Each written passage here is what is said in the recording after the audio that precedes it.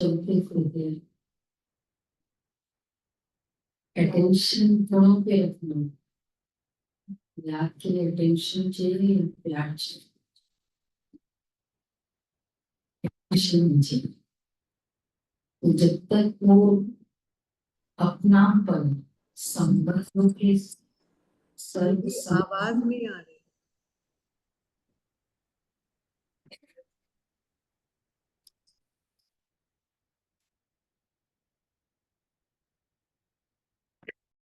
बाबा के साथ का एकदम जैसे ना वो जगह है संबंध में, बाबा है वो तो ठीक है, लेकिन वो जगह फील करते बाबा के लिए तो प्यार बनता है। जब तक वो जगह की बात नहीं होती ना, बाबा है, भगवान मेरा बाप है, तो उससे फिर याद दिलाना पड़ता है। एक बार कोई जगह बन जाता है, ग्रैंडसन जन्मता है, तो आपको याद थोड़ी दिलाना पड़ता है, वो जगह ले लेता है ना। तो संबंध मतलब मेरे दिल में बाबा के लिए एक विशेष स्थान है। तो जब स्थान हो जाता है फिर तो याद हो ही जाती है। इसलिए बाबा ने वापस याद दिलाया कि बच्चे चलते फिरते याद की प्रैक्टिस करो। 11-9 मीठे बच्चे, तुम बाप के पास आए हो, इसलिए अपने कैरेक्टर सुधारने, तुम्हें अभी दैवी कैरेक्टर्स बनाने हैं। बाप के पास आए हो कैरेक्टर सुधारने। अच्छा, प्रश्न है, तुम बच्चों को आंखें बंद करके बैठने की मना क्यों की जाती है? देखो कितना डीप रूटेड संस्कार है, इसलिए बार बार बोलना पड़ता है बाबा को। नेचुरली याद करना है। जब नेचुरल सब करना है तो फिर आंख हर टाइम बंद कर नहीं याद रहेगा। फिर आप तो एक स्थान में बैठकर आंख बंद खड़े खड़े चल रहे हो तो आंख बंद कर दे, मुश्किल है। बाबा बोलते हैं ना चलते फिरते याद रखना है। तो इसको नेचुरल बनाने के लिए आज एक नई बात और बोली, नींद भी आ सकती है। हाँ, जो ये सब तो पता है, नींद आती है, टेंशन कम होता है, नेचुरल रखना है।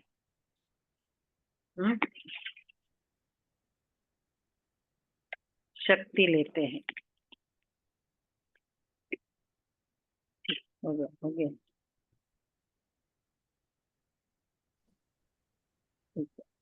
और शक्ति लेनी है, आंखें को बंद करके शक्ति नहीं। सबकॉन्शियस बाबा माइंड कहते बाहर, हैं सबकॉन्शियस माइंड भी आता है। सबकॉन्शियस माइंड भी आपके बाहर आने लगते हैं। बुरे संकल्प आ सकते हैं अगर आप आंख बंद करें। कंसंट्रेशन आंखें बंद करने से कम होता है, ये लॉ है। डिस्ट्रैक्शन आंखें खोलने से कम होता है और कंसंट्रेशन आंखें बंद करने से कम। ज्यादा डिस्ट्रैक्ट होते हैं क्योंकि आंखें खोलने से यहाँ जो दिख रहा है उसमें डिस्ट्रैक्ट होते हैं, आंखें बंद करने से तो यहाँ जो भरा हुआ है ना वो इधर डिस्प्ले होता जाएगा। इसलिए आज बाबा ने कहा, क्योंकि बाप के लिए कहते नजर से निहाल, तो अगर नजर खुली होगी तो निहाल करूंगा ना, नजर बंद करने से कैसे निहाल करूंगा? क्योंकि नजर से निहाल करने वाला बाप तुम्हारे सम्मुख है। अगर आंखें बंद होगी तो निहाल कैसे करेंगे? स्कूल में आंखें बंद करके नहीं बैठते हैं, आंखें बंद होगी तो सुस्ती आएगी। तुम बच्चे तो स्कूल में पढ़ाई पढ़ रहे हो, ये सोर्स ऑफ इनकम है, लाखों पद्मों की कमाई हो रही है। कमाई में सुस्ती उदासी आ नहीं सकती। कमाई में ओम शांति। मीठे मीठे रूहानी बच्चों प्रति बाप समझाते हैं। ये तो बच्चे जानते हैं कि रूहानी बाप परम धाम से आकर हमको पढ़ा रहे हैं। क्या पढ़ा रहे हैं? बाप के साथ आत्मा का योग लगाना सिखलाते हैं, जिसको याद की यात्रा कहा जाता है। यह भी बताया है बाप को याद करते करते मीठे रूहानी बच्चे तुम पवित्र बन अपने पवित्र शांति धाम में पहुंच जाएंगे। कितनी सहज समझानी है। अपने को आत्मा समझो और अपने प्रीतम बेहद के बाप को याद करो, तो तुम्हारे जन्म जन्मांतर के पाप जो है वो भस्म होते जाएंगे। इसको ही योग अग्नि कहा जाता है। यह भारत का प्राचीन राजयोग है जो बाप ही हर 5000 वर्ष के बाद आकर सिखलाते हैं। बेहद का बाप ही भारत में इस साधारण तन में आकर तुम बच्चों को समझाते हैं। इस याद से ही तुम्हारे जन्म जन्मांतर के पाप कट जाएंगे। ये इतनी गारंटी कोई नहीं लेता है। जन्म जन्मांतर के पाप कट जाएंगे। क्यों? क्योंकि बाप पतित पावन है। हम वैसे भी क्या कहते, बाबा की रेज, किरणें, सूर्य की भी तो रेज ही बोलते हैं ना भस्म करने के लिए। तो रेज आएगी, वहां भस्म होगा जो भी चीज है। तो अगर आत्मा सामने है तो आत्मा के जो है विकर्म वो विनाश होंगे। तो तुम्हारी आत्मा की बैटरी तो अभी तमो प्रधान बन गई है। इस याद से ही तुम्हारे जन्म जन्मांतर के पाप कट जाएंगे, क्योंकि बाप पतित पावन है और सर्वशक्तिवान है। जिसका जो नेचुरल गुण है, नेचुरल संस्कार है, जैसे ही वो सामने आता है ऑटोमेटिकली दूसरे को वो मिलेगा ही। होता है ना, सूर्य का नेचुरल गुण क्या है? Heat, light. तो जैसे ही कोई सामने आएगा वो हीट फील करेगा। तो आप बाबा के पास क्यों जन्म जन्मांतर के पाप कटेंगे? उसका नेचुरल संस्कार है, बाबा ने बताया, पतित पावन और सर्वशक्तिवान। तो वो कार्य करेगा जो कोई भी शक्ति उसको कर नहीं सकती। पाप भस्म करने की शक्ति किसमें? कितना पावरफुल एक मतलब एक फिनोमिना है अगर देखा जाए तो, कि पाप भस्म होना। सारा जड़ क्या है दुख का? जितनी भी प्रॉब्लम्स का जड़ है पाप, हमारे विकर्म, जो कोई भी मेट नहीं, कहते विधि का विधान भी नहीं, तो कोई भी मेट नहीं सकता उसको ही वो काम कर सकता है। इसलिए तो सर्वशक्तिवान है। तो बाबा इसलिए कहते हैं क्योंकि बाप पतित पावन है और सर्वशक्तिवान है। तुम्हारी आत्मा की बैटरी अभी तमो प्रधान बन गई है, जो सतो प्रधान थी। अब उनको फिर से सतो प्रधान कैसे बनाए? जो तुम सतो प्रधान दुनिया में जा सको, वहां शांतिधाम घर में जा सको। बच्चों को ये बहुत अच्छी रीति याद रखना है। बाप बच्चों को रोज क्या देते हैं? डैश देते हैं। न्यू वर्ड है, जो पढ़ा है वो नहीं होता ना, समझाने। वरदान, हाँ, वरदान देते हैं। समझाने देते हैं और वरदान, टिप्स, दान वरदान देते, ये वरदान, ज्ञान का वरदान वरदान देते। बाबा दान नहीं देते हैं, हम दान देते दूसरों को। नहीं। गाइडेंस देते हैं, शिक्षा देते हैं, और क्या मिलते? राय देते हैं, श्रीमत देते हैं, दवाई। वो वर्षा नहीं आया। देते हैं, वर्षा देते हैं। हाँ, प्यार देते हैं नहीं, रोज की हाँ, वो भी है। मुरली के पॉइंट्स क्या देते हैं? देखा, बाबा कहते हैं रोज बाबा तुमको डोज देते हैं। डोज मिला, आज का डोज। ये याद की यात्रा उठते बैठते चलते फिरते तुम कर सकते हो। जितना हो सके गृहस्थ व्यवहार में रहते हुए कमल फूल समान पवित्र रहना है। बाप को भी याद करना है और साथ साथ दैवी गुण भी धारण करने हैं, क्योंकि दुनिया वालों के तो आसुरी कैरेक्टर्स हैं। तुम बच्चे यहाँ आए हो दैवी कैरेक्टर्स बनाने। इन लक्ष्मी नारायण के कैरेक्टर्स बड़े मीठे थे, भक्ति मार्ग में उन्हों की महिमा गाई हुई है। भक्ति मार्ग कब से शुरू होता है ये भी किसको पता नहीं है। अभी तुमने समझा है। और रावण राज्य कब से शुरू हुआ है यह भी अब समझा है। तुम बच्चों को ये सारी नॉलेज बुद्धि में रखनी है। देखो कौन सी चीज कब शुरू होनी और कब खत्म होनी ये ज्ञान होते ही पूरी क्लैरिटी आ जाती है। जब से आए हैं दुनिया ऐसे ही देखा है और जब जा रहे हैं तब भी दुनिया ऐसी ही थी, तो लगता है क्या है ऑलवेज ऐसी ही रही होगी। तो कब ये कितना इम्पोर्टेंट है सृष्टि चक्र की नॉलेज और विथ कन्विक्शन हो। तो बाबा कहते हैं तो अभी तुमने समझा है कि कब से शुरू हुआ। तुम बच्चों को ये सारी नॉलेज बुद्धि में रखनी है। जबकि जानते हो हम ज्ञान सागर रूहानी बाप के बच्चे हैं। अब रूहानी बाप हमको पढ़ाने आए हैं। उनका निवास स्थान सदैव ब्रह्मलोक में है। लौकिक बाप तो सबके यहाँ है। तो ये बच्चों को अच्छी रीति निश्चय में रखना है कि हम आत्माओं को पढ़ाने वाला परम पिता परमात्मा जो बेहद का बाप है वो बेहद का बाप है। भक्ति मार्ग में लौकिक बाप होते भी परम पिता परमात्मा को बुलाते हैं। उनका एक ही नाम यथार्थ है, एक्यूरेट नाम शिव। बाप खुद समझाते मीठे मीठे बच्चों मेरा नाम एक ही है शिव, बाकी सब कौन से नाम है। कर्तव्यवाचक मेन नाम है। भल अनेक नाम अनेक मंदिर बनाए हैं परंतु वह सब है भक्ति मार्ग की सामग्री। यथार्थ नाम मेरा एक ही शिव है। तुम बच्चों को आत्मा ही कहते हैं। शालिग्राम कहे तो भी हर्जा नहीं। अनेक अनेक शालिग्राम है। शालिग्राम है ना ये भी बड़ा नशा है। आत्मा वर्ड तो थोड़ा कॉमन है क्योंकि सभी आत्मा है। जो नॉन बी के वो भी आत्मा ही है। शालिग्राम थोड़ा अच्छा है। कैसे आप कौन हो? शालिग्राम शालिग्राम बच्चे शालिग्राम अंडरस्टूड है शिव का बच्चा। हाँ शिव का बच्चा शिव के साथ की पूजा तो ये थोड़ा स्पेशल वर्ड हो जाता है अपने लिए। ठीक है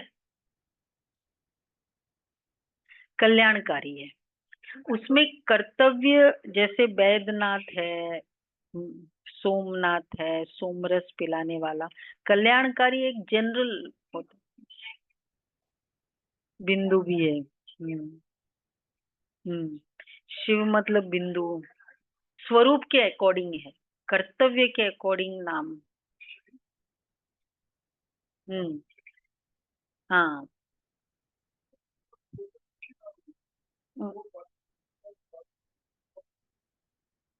हम्म मतलब बिंदु स्वरूप का भी हो गया ना। वैद्यनाथ है इसमें स्वरूप का नहीं आया। वो मुझे लगता है बाबा इसके हिसाब से हाँ गुण भी कर्तव्य भी और स्वरूप भी तीनों। हम्म ये है। तो यथार्थ नाम मेरा एक ही है शिव। तुम बच्चों को आत्मा ही कहते शालिग्राम कहे तो भी हर्जा नहीं। अनेकानेक शालिग्राम है। शिव एक ही है वह है बेहद का बाप। बाकी सब है बच्चे। इसके पहले तुम हद के बच्चे हद के बाप के पास रहते थे। ज्ञान तो था ही नहीं। बाकी अनेक प्रकार की भक्ति करते रहते थे। आधा कल भक्ति की है। द्वापर से लेकर भक्ति शुरू होती है। रावण राज्य भी शुरू हुआ है। यह बहुत सहज बात परंतु इतना सहज बात भी कोई मुश्किल समझते हैं। रावण राज्य कब से शुरू होता है ये भी कोई नहीं जानते।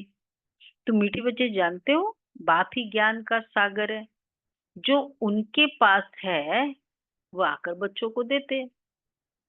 शास्त्र तो है भक्ति मार्ग के इसलिए उसको सब गुणों का ओशन कहा सागर कहा और साथ साथ ज्ञान का सागर कहा। सबको ज्ञान का सागर नहीं ज्ञान तो बहुतों ने सुना है सागर नहीं कहा। तो शास्त्र तो है भक्ति मार्ग के। अभी तुम समझ गए हो ज्ञान, भक्ति और फिर है वैराग्य। तो वैराग्य हमेशा ज्ञान और भक्ति के बाद ही आए।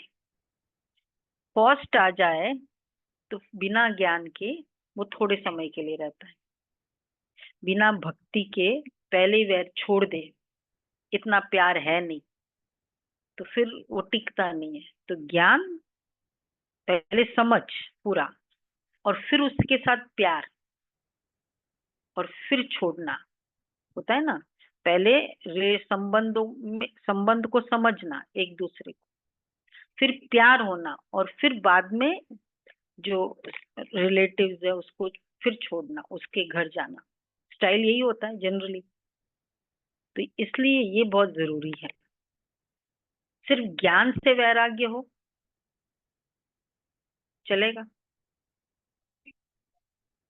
ज्ञान समझ में आया, वैराग्य आ गया, क्या फर्क होगा?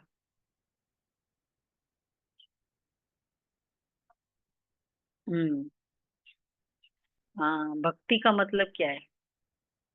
लव, 5 बातें ना, फेथ, प्यार, हाँ, प्यार, फेथ, डिवोशन, समर्पणता, डेडिकेशन और रिस्पेक्ट। ये 5 बातें इंग्रेडिएंट्स है। तो ज्ञान है लेकिन ये 5 बातें नहीं है, तो फिर वो वैराग्य टिकेगा नहीं, थोड़े समय तक होगा। और फिर जैसे यहाँ कुछ दूसरे से ये सब 5 बातें कुछ हो जाएगा तो यहाँ कम हो जाएगा। यह है 3 मुख्य। सन्यासी लोग भी जानते हैं ज्ञान, भक्ति और वैराग्य, परंतु सन्यासियों का है अपना हद का वैराग्य, वो बेहद का वैराग्य सिखला ना सके। 2 प्रकार के वैराग्य, एक है हद का, दूसरा है बेहद का। वह है हठ योगी सन्यासियों का वैराग्य, यह है बेहद का। तुम्हारा है राजयोग, ये घर बार छोड़ जंगल में चले जाते हैं, तो उन्हों का नाम ही पड़ जाता है सन्यासी। हठयोगी घर बार छोड़ते हैं पवित्र रहने के लिए, ये भी अच्छा है। बाप कहते हैं भारत तो बहुत पवित्र था, इतना पवित्र खंड और कोई होता ही नहीं। भारत की तो बहुत ऊंची महिमा है, जो भारतवासी खुद ही जानते हैं, खुद ही नहीं जानते। बाप को भूलने के कारण सब कुछ भूल जाते हैं, अर्थात नास्तिक निधन के बन पड़ते हैं। सतयुग में कितनी सुख शांति थी, अभी कितनी दुख शांति है। मूल वतन तो है ही शांति धाम, जहां आत्माएं रहती है। आत्माएं अपने घर से यहाँ आती है बेहद का पाठ बजाने। अभी यह है पुरुषोत्तम संगम युग, जबकि बेहद का बाप आते हैं नई दुनिया में ले चलने के लिए। बाप आकर उत्तम से उत्तम बनाते हैं। अच्छा, ऊंचते ऊंच भगवान कहा जाता है, परंतु ये कौन है, किसको कहा जाता है, ये कुछ भी समझते नहीं। हाईएस्ट क्यों होता है? परमात्मा हाईएस्ट क्यों होता है?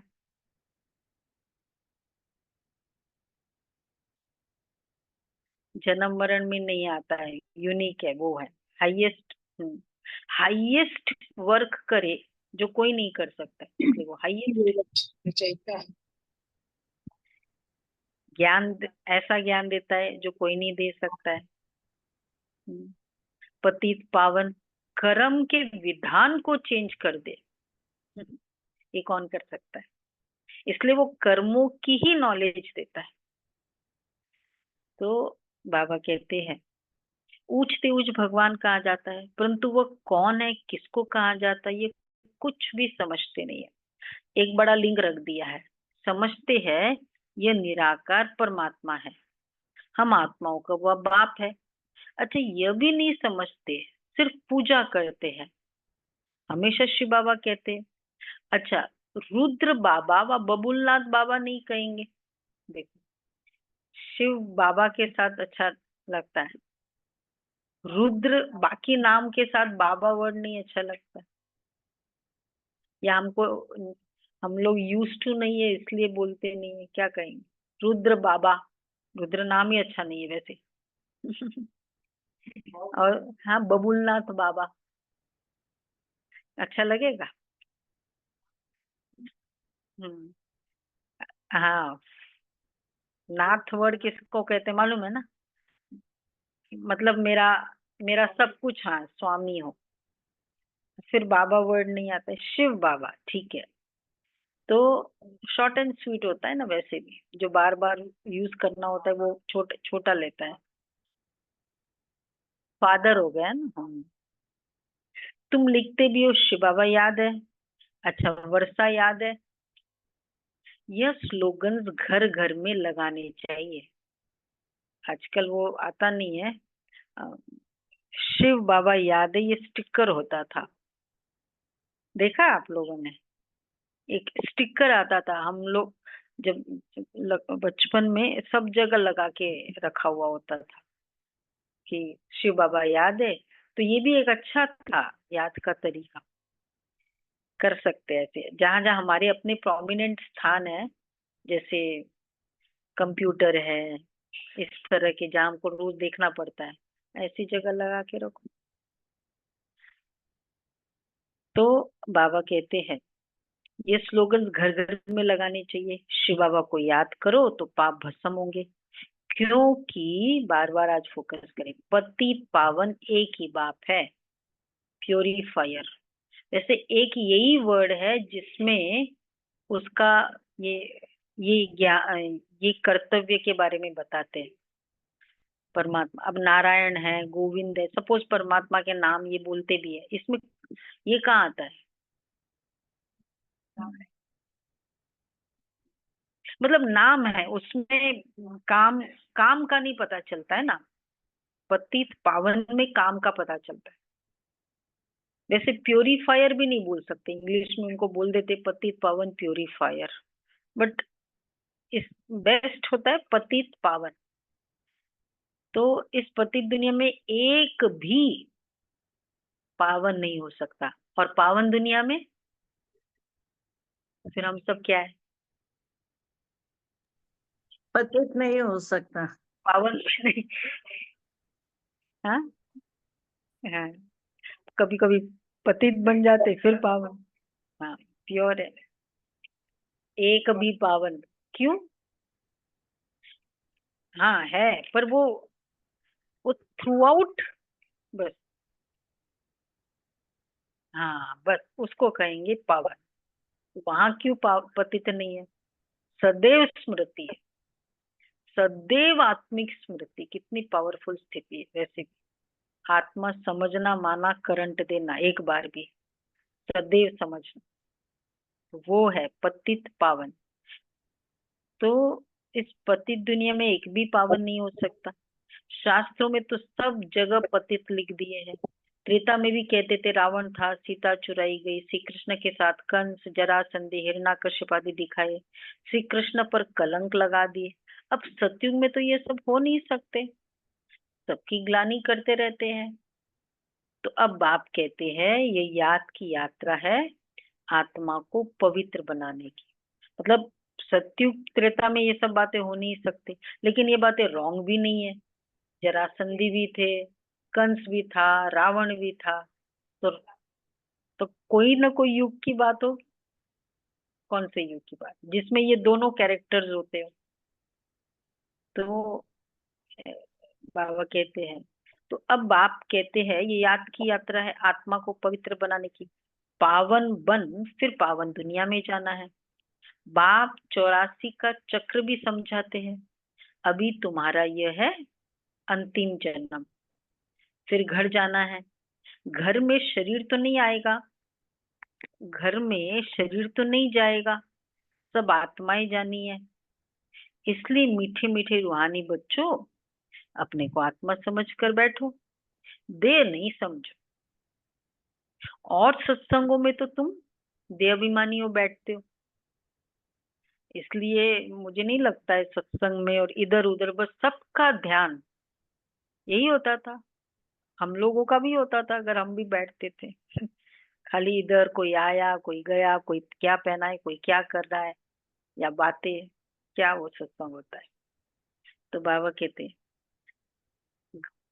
अपने को आत्मा समझ कर बैठो। तो और सत्संगों में तुम देह अभिमानी हो बैठते हो। यहाँ बाप कहते हैं कोई भी सत्संग में एक यूनिफॉर्म नहीं होता होगा। गीता क्लासेस है, यूनिफॉर्म फिक्स्ड होता है? कौन है गीता क्लासेस? राजू बहन, कोई यूनिफॉर्म फिक्स होता है गीता क्लासेस में? तो फिर यूनिफॉर्म फिक्स नहीं तो फिर तो ध्यान जाएगा ही, आज क्या पहना है, कल क्या पहना। पहनने वालों को भी याद रखना पड़ता है, ये 1 हफ्ते बाद में इसका टर्न आना चाहिए एटलीस्ट।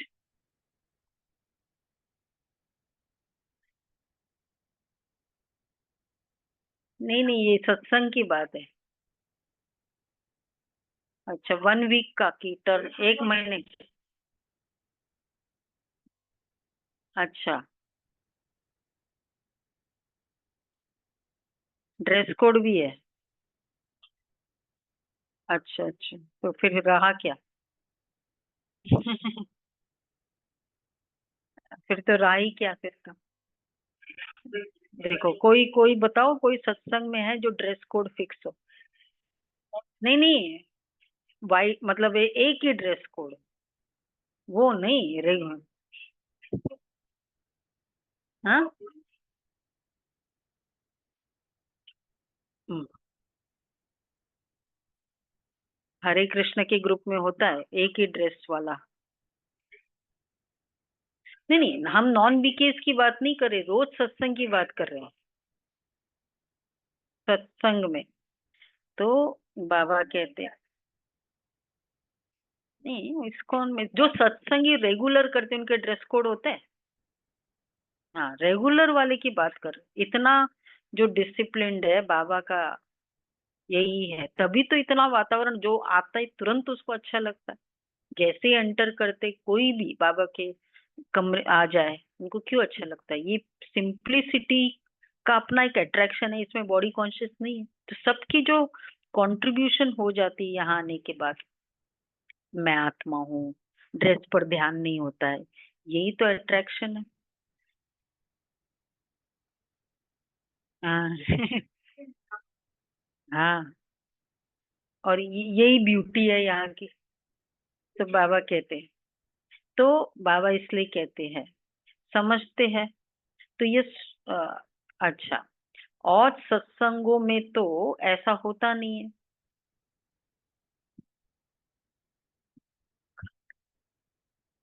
हाँ, और सत्संगों में तुम देह अभिमानी हो बैठते हो, ये भी याद रहता है, मैं ये हूँ, मैं वो हूँ, मैं इस घर की हूँ, मतलब ये फीलिंग ज्यादा होती है। घर में शरीर तो नहीं जाएगा, सब आत्माएं जानी है। यहाँ बाप कहते हैं, देही अभिमानी होकर बैठो। जैसे मेरे में ये संस्कार है, इसलिए क्लास में लेट नहीं हो सकते, क्योंकि सोचना ही नहीं पड़ता ना क्या ड्रेस पहनना है, कैसा नहीं पहनना। हाँ हाँ, और ऑनलाइन वालों को तो बिल्कुल भी टाइम वेस्ट नहीं, उनको उतना भी नहीं सोचना पड़ता। हाँ, सोचना पड़ता है। फिर लेट क्यों होते हैं? 7:15 सब क्यों नहीं ज्वाइन कर सकते? कुछ भी सोचना नहीं पड़ता है, ड्रेस का भी, ट्रांसपोर्ट का भी। 7:15 तक भी बहुत कम होते हैं। तो ये अभी अटेंशन रखो, जब मुझे कुछ ड्रेस कोड नहीं, कुछ नहीं, योग करना है, क्लास के पहले योग करना है, ये एक एम रखो। तो बाबा कहते हैं, जैसे मेरे में ये संस्कार है, मैं ज्ञान का सागर हूँ, तुम बच्चों को भी ऐसा बनना है। बेहद के बाप और बेहद हद के बाप का भी कॉन्ट्रास्ट बतलाते हैं। बेहद का बाप बैठ तुमको सारा ज्ञान समझाते हैं, आगे नहीं जानते थे अभी सृष्टि का चक्र कैसे फिरता है, उनका आदि मध्य अंत और चक्र की आयु कितनी है, सब बतलाते हैं। भक्ति मार्ग में तो कल्प की आयु लाखों वर्ष सुनाकर घोर अंधियारे में डाल दिया। नीचे ही उतरते आए हैं, कहते भी है ना, जितना हम भक्ति करेंगे उतना बाप को नीचे खींचेंगे, बाप आकर हमको पावन बनाएंगे। बाप को खींचते हैं क्योंकि पतित है, बड़े दुखी बन जाते हैं। देखो हम क्यों बाबा को खींचते? जो रोता है, बच्चा ज्यादा रोता है तो क्या करेगा? वो माँ को पुल करेगा ना। तो भक्ति ज्यादा की, पतित ज्यादा बने, दुखी ज्यादा बने, मतलब बाप को खींचा। इसलिए सत्युग में फिर जरूरत है, जो रोता ही नहीं है बच्चा, पेरेंट्स भी निश्चिंत होते हैं, फिर उठाते हैं गोदी में ज्यादा। हाँ, अच्छा भाई खेल रहा है, खेलने दो, सो रहा है, खेल रहा है, करने दो। तो इसलिए सत्युग त्रेता में हम पूरे मैच्योर हो जाते हैं, बड़े हो जाते हैं। तो बाप आकर हमको पावन बनाएंगे, बाप को खींचते हैं क्योंकि पतित है, बड़े दुखी बन जाते हैं। फिर कहते हैं हम बाप को बुलाते हैं, बाप भी देखते हैं, बिल्कुल दुखी तमो प्रधान बन गए हैं, 5000 वर्ष पूरे हुए हैं, तब फिर आते हैं। ये पढ़ाई कोई इस पुरानी दुनिया के लिए नहीं है, तुम्हारी आत्मा धारण कर साथ ले जाएगी। जैसे मैं ज्ञान का सागर हूँ, तुम भी ज्ञान की नदियां हो। यह नॉलेज कोई इस दुनिया के लिए नहीं है, यह तो छीछी दुनिया है, छीछी शरीर है, इनको तो छोड़ना है। छीछी दुनिया, छीछी शरीर, शरीर तो यहाँ पवित्र हो नहीं सकता। मैं आत्माओं का बाप हूँ, आत्माओं को ही पवित्र बनाने आया हूँ। अब इन बातों को मनुष्य तो कुछ भी समझ नहीं सकते। शरीर को मैं पवित्र नहीं बना सकता, मैं बाप किसका हूँ? स्पेशलाइजेशन होती है ना, वो बोन्स का है तो वो बोन वाला ही करेगा। वो हड्डियों का डॉक्टर है तो वही। तो मैं आत्माओं का पिता हूँ, आत्माओं को इंजेक्शन लगाता हूँ, आत्माओं को ज्ञान देता हूँ, आत्माओं को सुधारता हूँ। और चाहिए भी क्या फाइनली? क्या चाहिए? इसी को तो सुधारने को चाहिए, बिल्कुल ही। तो बाबा कहते हैं मनुष्य इन बातों को समझ ही नहीं सकते, बिल्कुल ही। इतनी सिंपल बातें को भी नहीं समझते, फिर क्या कहते पूरा ही। या तो डिफिकल्ट बात हो तो कोई बात नहीं, बिल्कुल ही पत्थर बुद्धि पतित है। इसलिए गाते हैं पतित पावन। आत्मा ही पतित बनी है, आत्मा ही सब कुछ करती है, भक्ति भी आत्मा करती है, शरीर भी आत्मा लेती है।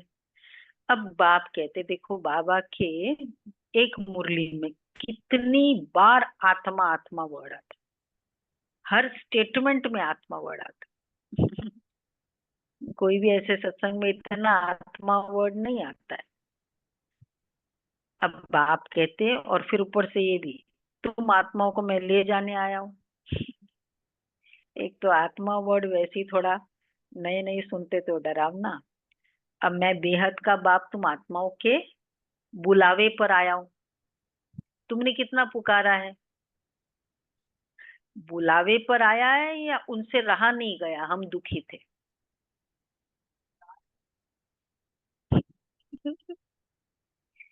क्या था? बुलाया भी था, और हम इतने दुखी, उससे रहा नहीं गया। मतलब हमारा दुखी बुलावा था, हमारा इम्प्योरिटी उसके लिए इनविटेशन था। अभी तक भी बुलाते रहते, हे पतित पावन, ओ गॉड फादर, आकर इस पुरानी दुनिया के दुखों से, डेविल से लिबरेट करो, तो हम सब घर चले जावे। और तो कोई को पता ही नहीं है कि हमारा घर कहाँ है, घर में कैसे कब जाएंगे, ये पता ही नहीं है किसी को। मुक्ति में जाने के लिए कितना माथा मारते हैं, कितने गुरु करते हैं, जन्म जन्मांतर माथा मारते चले आए हैं। वे गुरु लोग जीवन मुक्ति के सुख को तो जानते ही नहीं है। वे चाहते मुक्ति, कहते भी है विश्व में शांति कैसे हो। सन्यासी भी मुक्ति को ही जानते हैं, जीवन मुक्ति को तो जानते ही नहीं है। तुम जब जीवन मुक्ति में रहते हो, देखो मुक्ति कोई पता है, जीवन मुक्त पता ही नहीं। तुम जब जीवन मुक्ति में रहते हो तो बाकी सब मुक्ति में चले जाएंगे। मुक्ति धाम, परम धाम, जीवन मुक्ति धाम, कितना एक्यूरेट है हमको पता ही नहीं। हमने सोचा जीवन से मुक्ति, लेकिन जीवन में मुक्ति, जीवन में होते मुक्ति की फीलिंग ये है जीवन में, जीवन से मुक्ति नहीं है।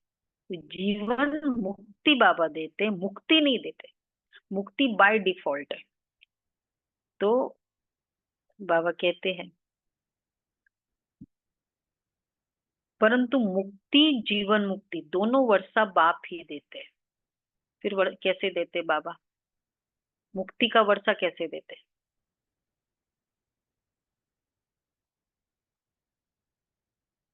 हाँ, तो वर्षा थोड़ी हुआ।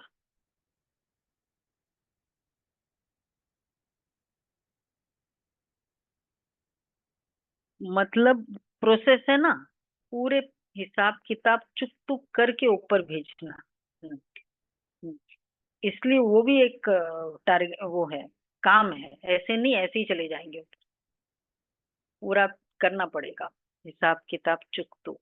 तो मुक्ति का वर्षा और जीवन मुक्ति का वर्षा दोनों बाप ही देते हैं। तो अभी तुम बच्चों को ये नॉलेज ले रहे हैं, क्लियर हुआ राज भाई? हाँ, अब आगे पूछेंगे तो आपको एक आंसर दो। नहीं वो, हाँ तो वो तो अभी मिल जाता है ना, इसलिए हमारा ज्यादा नहीं बचता है, ज्यादा बैलेंस नहीं बचता है, बचेगा।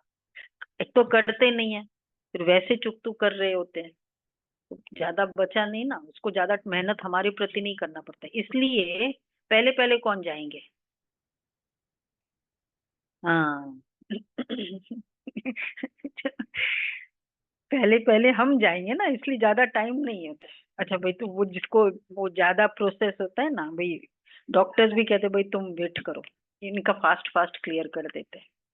ठीक है भाई, ज्यादा वेट नहीं रखो, फटाफट बाबा जल्दी जल्दी लेके जाएगा। ज्यादा चुकतू करो, शाम को योग करो, पूरे दिन योग करो, आत्मा के विक्रम भस्म कर दो। तो बाबा, अच्छा, आदि सनातन देवी देवता धर्म। अच्छा, तो बाबा कह रहे हैं अभी तुम बच्चे नॉलेज ले रहे हो ये बनने के लिए, तुमने ही सबसे जास्ती सुख देखा है, फिर सबसे जास्ती दुख भी तुमने देखा है। सबसे जास्ती दुख का कौन सा फेज है?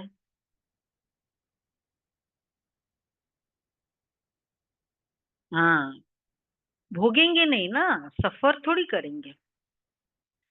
सबसे जास्ती दुख हमने क्या देखा है? विनाश देख के जाना है, देखा है आपने? सबसे जास्ती दुख विनाश देख के किसको जाना है? दो ही हाथ खड़े हैं विनाश देख के जाना है। अरे वाह। हम्म, एक उंगली कट जाए सामने और खून बहने लग जाए, देख सकते हो? देख सकते हो विनाश देख के जाना है। बहुत नष्ट मोह तेज शक्तिशाली बाबा के साथ कनेक्टिविटी और आत्माओं को देने की फीलिंग अभी से। बाबा कहते सबसे जास्ती दुख भी तुमने देखा है। अब कंफर्म हो गया? हाँ, सब है इस कैटेगरी में, सबसे जास्ती दुख देखने के। अच्छा, हाथ लगाया। हाँ, हाँ, जास्ती सुख भी देखा है। हाँ, वही है वो आदि सनातन। वैसे जो बहुत सीवियर केसेस होते हैं तभी तो ये फायर ब्रिगेड और ये सब उन्हीं उसी समय के लिए तो ना, सीवियर केसेस के लिए तो है एम्बुलेंस है। आदि सनातन देवी देवता धर्म वाले, तुम ही फिर धर्म भ्रष्ट कर्म भ्रष्ट हो गए हो। तुम पवित्र प्रवृत्ति मार्ग वाले थे, ये लक्ष्मी नारायण पवित्र प्रवृत्ति मार्ग के है। घर बार छोड़ना ये सन्यासियों का धर्म है। सन्यासी भी पहले अच्छे थे, तुम भी पहले बहुत अच्छे थे, अभी तमो प्रधान बने हो। बाप कहते ये ड्रामा का खेल है। बाप समझाते हैं ये पढ़ाई है ही नहीं दुनिया के लिए। पतित शरीर पतित दुनिया में ड्रामा अनुसार हमको फिर 5000 वर्ष के बाद आना पड़ता है।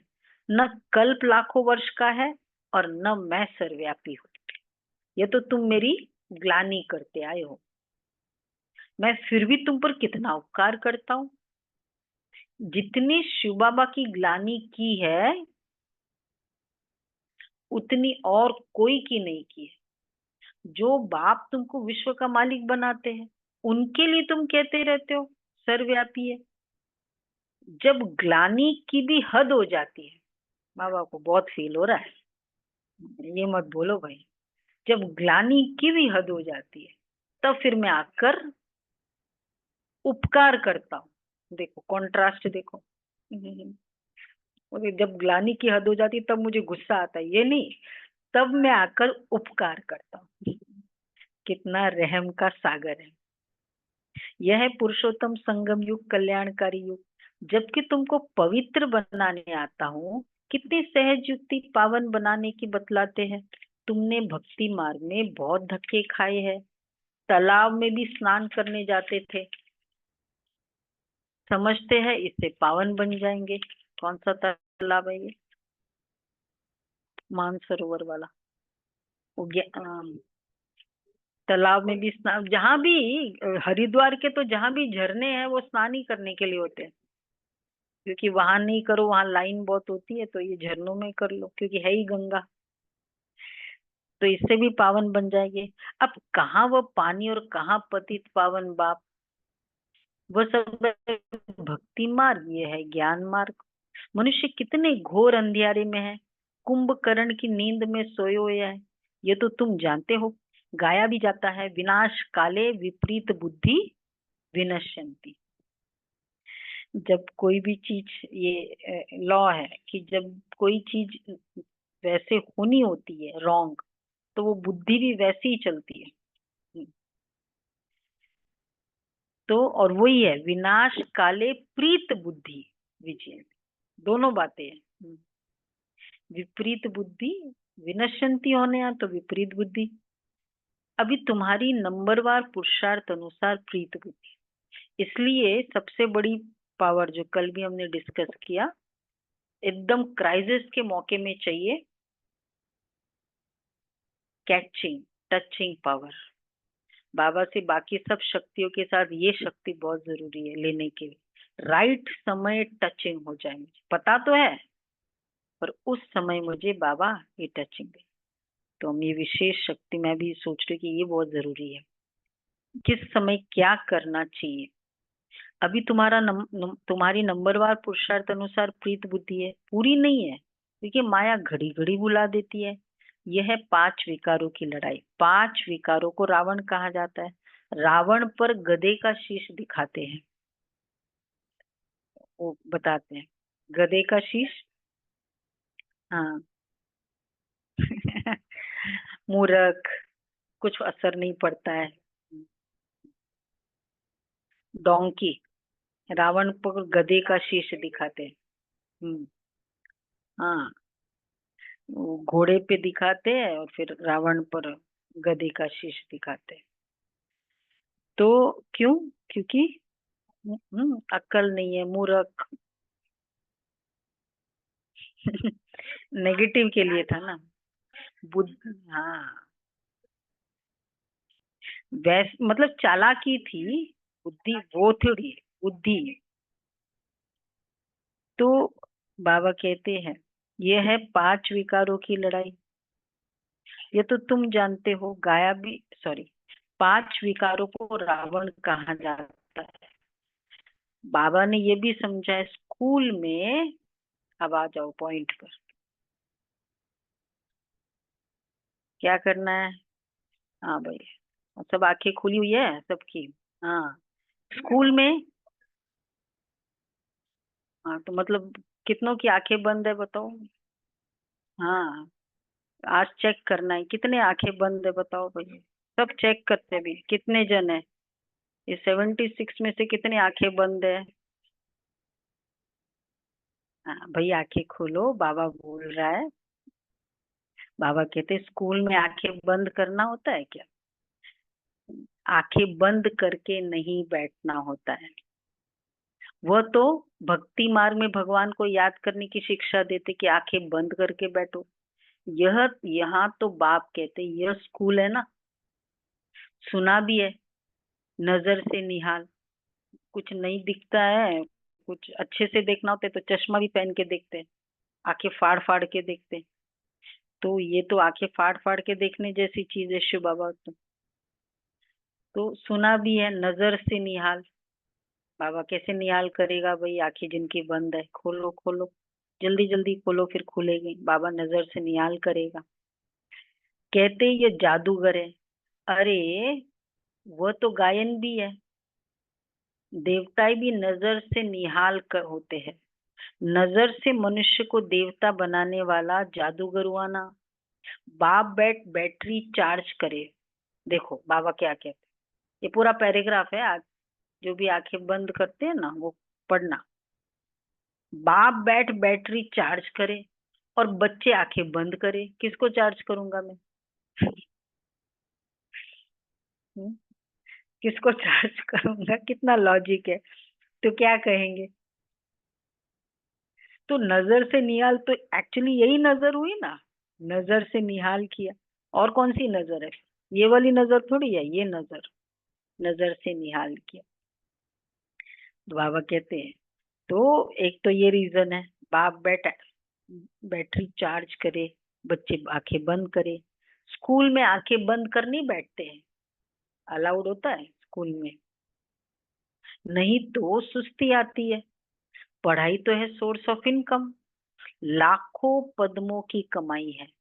अच्छा, कमाई में कभी उबासी नहीं लेंगे। अगर उबासी आ रही मतलब कमाई है नहीं। यहाँ आत्माओं को सुधरना है, ये एम ऑब्जेक्ट खड़ी है। उन्हों की राजधानी देखनी हो तो जाओ दिलवाड़ा मंदिर में। वह है जड़, ये है चैतन्य दिलवाड़ा मंदिर। देवताई भी है, स्वर्ग भी है। सर्व का सदगति दाता आबू में आते हैं। इसलिए बड़े ते बड़ा तीर्थ आबूत है। तीर्थ स्थान की स्पेशलिटी क्या है? जहाँ महात्माएं रहते हैं, जहाँ ज्ञान का वो चलता है, ज्ञान का लेन आदान प्रदान चलता है। और 5 बातें टू क्वालिफाई फॉर अ तीर्थ। खान पान की शुद्धि, 3rd, 4th प्योरिटी, हाँ वो तो हो गया ज्ञान का लेन देन। और 5th है, हाँ तो खान पान। 5th तपस्या। जहां भी ये 5 बातें हो वो है तीर्थ। और ऊपर से इन 5 बातों के साथ छठा आ जाए, भगवान जहाँ आते हैं, तो फिर तो कोई जरूरत ही नहीं है। इसलिए आबू है सबसे बड़ा तीर्थ। जो भी धर्म स्थापक अथवा गुरु लोग है, सबकी सदगति बाप यहाँ आकर करते। ये सबसे बड़ा तीर्थ है, परंतु गुप्त है। सब जा रहे हो ना मधुबन बाबा मिलन में? नाम आ रहे हैं कि नहीं आए? नाम नहीं है? हाँ, जिन्होंने भी बुकिंग कराई बता देना। तो बाबा कहते हैं ये सबसे बड़ा तीर्थ है, परंतु गुप्त है, इनको कोई जानते ही नहीं है। अच्छा, मीठे मीठे सिक्के लदे बच्चों प्रति माता पिता बाप दादा का याद प्यार, गुड मॉर्निंग। रूहानी बाप की रूहानी बच्चों को नमस्ते। हम रूहानी बच्चों की रूहानी बाप दादा को याद प्यार नमस्ते। Good morning. शुक्रिया बाबा, प्यारा बाबा, थैंक यू बाबा, वाह बाबा वाह। पहला पॉइंट है, जो संस्कार बाप में है वही संस्कार धारण करने हैं।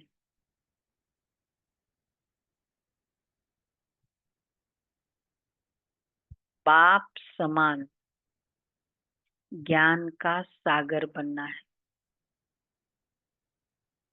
बाप समान ज्ञान का सागर बनना है।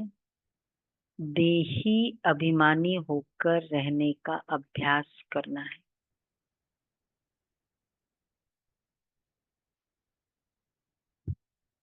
देही अभिमानी होकर रहने का अभ्यास करना है। दूसरा है, आत्मा रूपी बैटरी को सतो प्रधान बनाने के लिए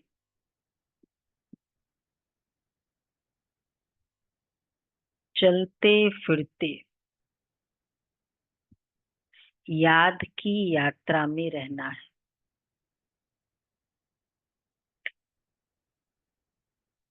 दैवी कैरेक्टर्स धारण करने हैं।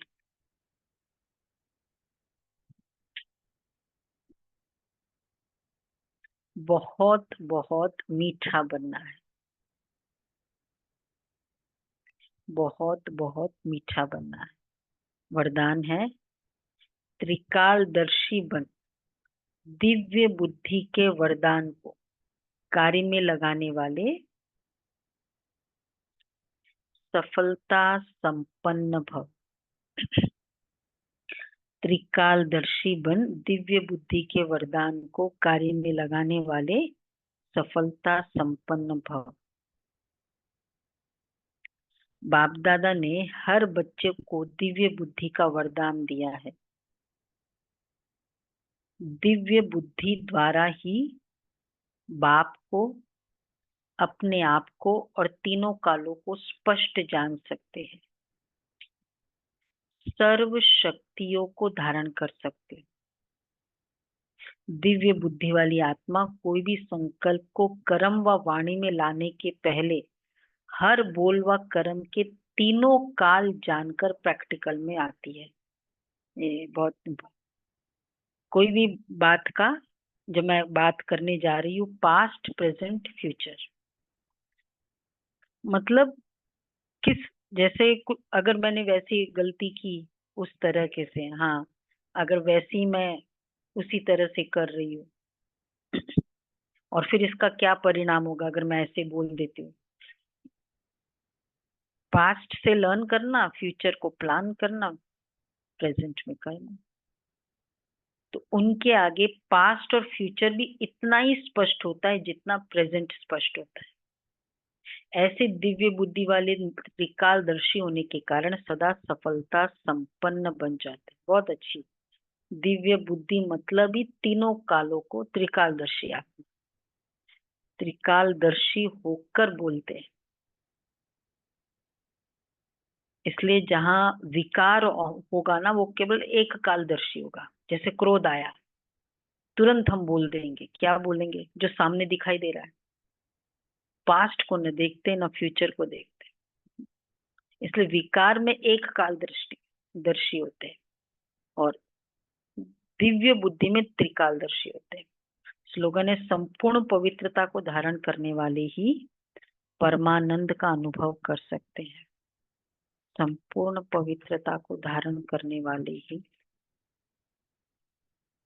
परमानंद का अनुभव कर सकते हैं। अव्यक्त इशारे 11 नंबर। आप बच्चे आपके छोटे छोटे भाई बहनें यही कामना लेकर आप बड़ों की तरफ देख रहे हैं, पुकार रहे हैं कि हमारी मनोकामनाएं पूर्ण करो, हमारी सुख शांति की इच्छाएं पूर्ण करो। तो आप क्या करेंगे? अपनी इच्छाएं पूर्ण करेंगे या उन्हों की पूर्ण करेंगे? जब आपके दिल से यही श्रेष्ठ नारा निकले कि इच्छा मात्रम अविद्या, तब सबकी इच्छाएं पूरी। बड़े हो जाते हैं ना तो खुद की इच्छा नहीं होती है, छोटों को पूर्ण, छोटों का पूर्ण करना होता है। इसलिए बाबा कहते हैं इच्छा मात्रम अविद्या। संकल्प रख दे बाबा के सामने, बाबा ऐसा है, ये मेरा शुभ संकल्प है। बस जब डेस्परेट हो जाएगा वो संकल्प इच्छा बन जाएगी। ओके जी।